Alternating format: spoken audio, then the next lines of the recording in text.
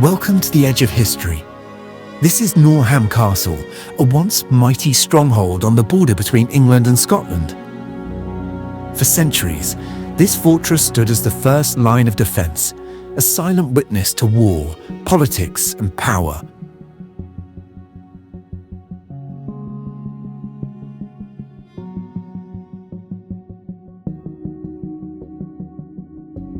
Built in 1121 by Bishop Ranulph Flambard of Durham, Norham Castle was no ordinary fortress.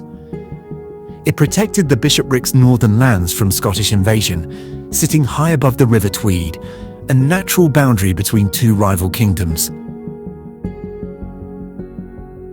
Through the 12th to 16th centuries, Norham was besieged more times than almost any other castle in Britain.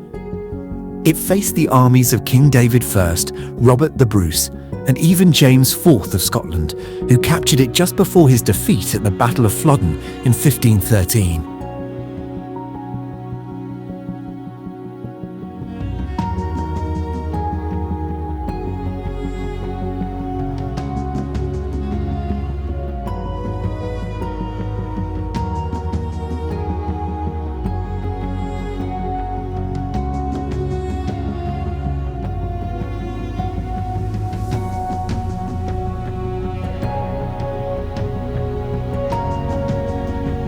Norham wasn't just a military base.